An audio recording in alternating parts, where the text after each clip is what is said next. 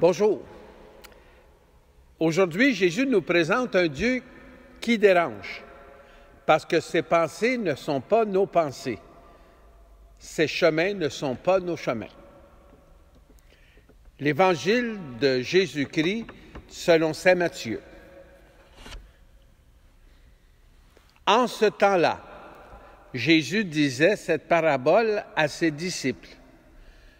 Le royaume des cieux est comparable au maître d'un domaine qui sortit dès le matin afin d'embaucher des ouvriers pour sa vigne.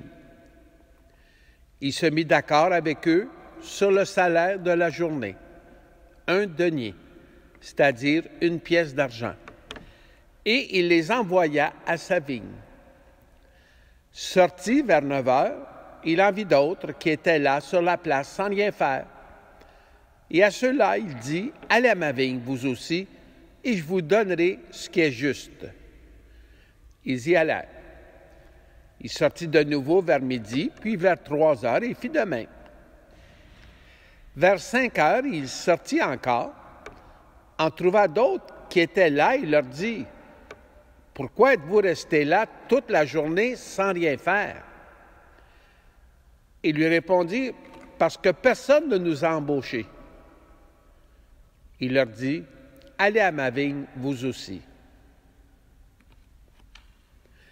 Le soir venu, le maître de la vigne dit à son intendant, « Appelle les ouvriers et distribue le salaire, en commençant par les derniers pour finir par les premiers. » Ceux qui avaient commencé à 5 heures s'avancèrent et reçurent chacun 1 pièce d'1 denier. Quand vint le tour des premiers, ils pensaient recevoir davantage, mais ils reçurent eux aussi, chacun, 1 pièce d'1 denier. En la recevant, ils récriminaient contre le maître du domaine. Ceux-là, les derniers venus, n'ont fait qu'1 heure, et tu les traites à l'égard de nous, à l'égal de nous, qui avons enduré le poids du jour et la chaleur. Mais le maître répondit à l'un d'entre eux, « Mon ami, je ne suis pas injuste envers toi. N'as-tu pas été d'accord avec moi pour 1 denier? Prends ce qui te revient et va-t'en. Je veux donner au dernier venu autant qu'à toi. N'ai-je pas le droit de faire ce que je veux de mes biens? Ou alors ton regard est-il mauvais parce que moi je suis bon? C'est ainsi que les derniers seront premiers et les premiers seront derniers. » Acclamons la parole de Dieu. Louange à toi, Seigneur Jésus. C'est pas juste. On entend souvent ça lorsqu'on lit ce texte-là. C'est pas juste parce que, on sait, à travail égal, salaire égal. Mais si je travaille plus que toi, je devrais gagner plus que toi. C'est normal. Notre façon d'aborder ce texte évangélique, on sort notre calculatrice. On se compare aux autres, puis on décide qui est celui qui mérite le plus. Mais il semblerait que ce n'est pas la façon pour Dieu de voir les choses. D'abord, un peu d'histoire. À l'époque de Jésus, puis remarquez, quand j'étais au Pérou dans les années 80, c'était la même chose. Beaucoup d'ouvriers se présentent sur la place publique très tôt le matin. Puis ils espèrent qu'un patron va passer, puis il va dire, « Bon, j'ai besoin de 10 hommes, là, embarqués dans le camion, dans le pick-up, puis on part au chantier. » Alors, les gens sont tous rassemblés, puis attendent pour aller travailler, pour gagner le salaire de la journée. Bien sûr, les premiers qui sont choisis, les patrons ne sont pas fous. Ils vont choisir les plus jeunes, les plus solides, ceux qui sont capables de faire beaucoup de travail. Alors, c'est les premiers qui vont choisir pour partir travailler. Souvent, ces jeunes-là restent encore dans la maison des parents. Ensuite, bien, ça va être les adultes, là, les hommes un peu plus âgés, qui sont encore capables, encore forts, mais la différence, c'est qu'ils ont beaucoup plus de responsabilités parce que ce sont des époux, des parents, des pères de famille. Alors, ils doivent pourvoir aux besoins de la famille, le logement, la nourriture, la santé des enfants et tout ça, les vêtements.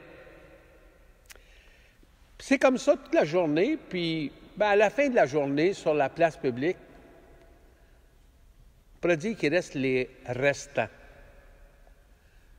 Les gens qu'on n'a pas choisis. Un peu comme en cours d'école, lorsqu'on faisait des équipes, il y en avait toujours qui étaient les derniers qui restaient là, que personne ne voulait.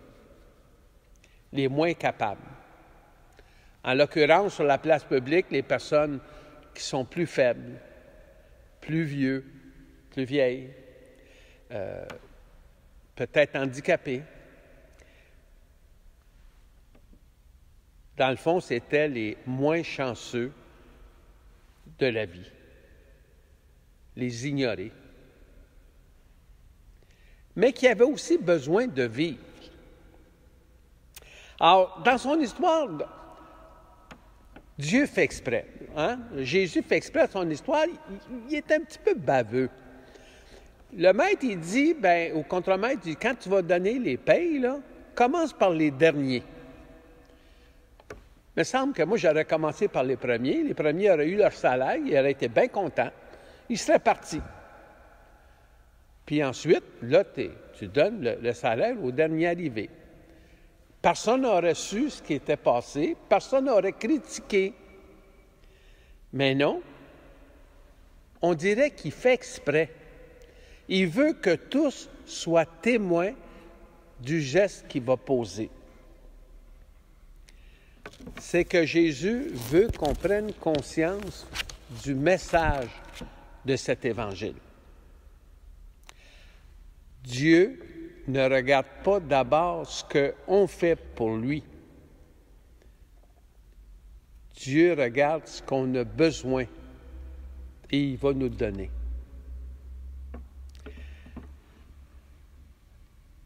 Les gens qui voient ça ne sont pas contents. Tu les traites à l'égal de nous qui avons enduré le poids du jour puis de la chaleur. Ils ont raison. Hein? On les écoute et on dit, ils ont raison. Mais le maître, il répond, mon ami, moi, je ne suis pas injuste envers toi. N'as-tu pas été d'accord avec moi pour le salaire convenu pour la journée de travail? Le salaire qu'on a convenu, là, c'est le salaire du marché. Je ne t'ai pas exploité. Tu étais d'accord avec ce salaire-là. Puis là, il ajoute, je veux donner autant qu'à toi. Je veux donner au dernier autant qu'à toi. N'ai-je pas le droit de faire ce que je veux de mes biens?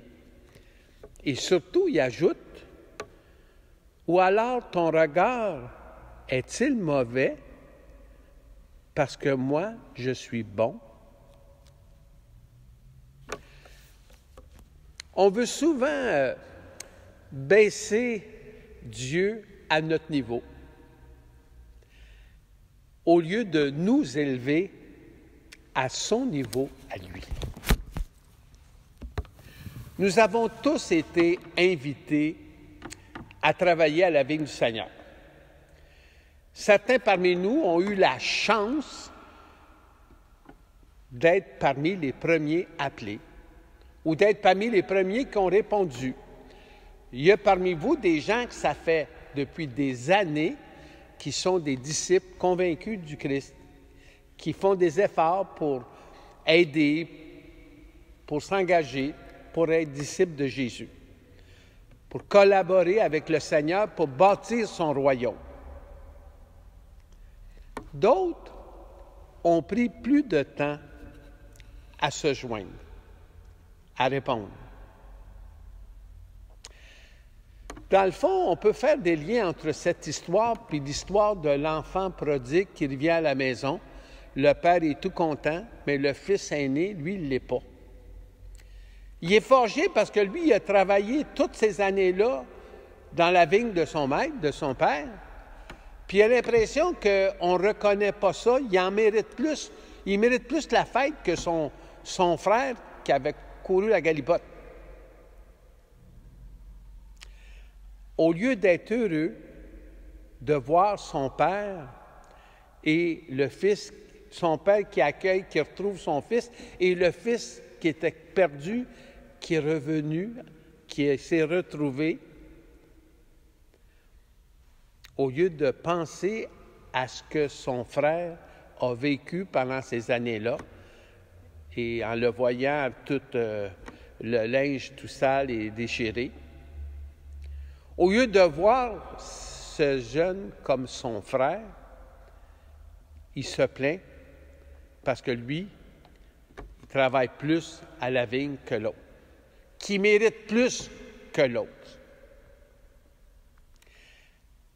Cette parabole avec le fils aîné, ça ressemble un peu aux pharisiens, qui, au temps de Jésus, trouvaient qu'eux autres méritaient plus que les autres.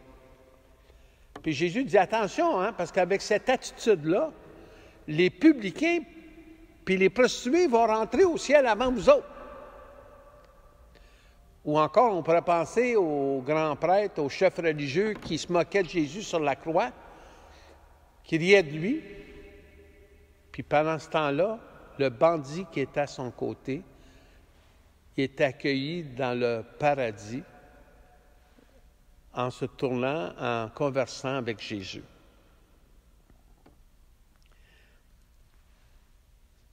L'important, ce n'est pas d'être les premiers ou les derniers. L'important, c'est que pour nous, nous sommes tous importants. Nous sommes tous les bienvenus avec le Seigneur. Un peu comme le monde païen, les gens du monde païen ont eu droit d'entrer dans l'alliance, même si les Juifs, le peuple choisi, étaient déjà dans l'alliance depuis des milliers d'années, depuis Abraham. Pour Dieu, tout le monde, on est égal.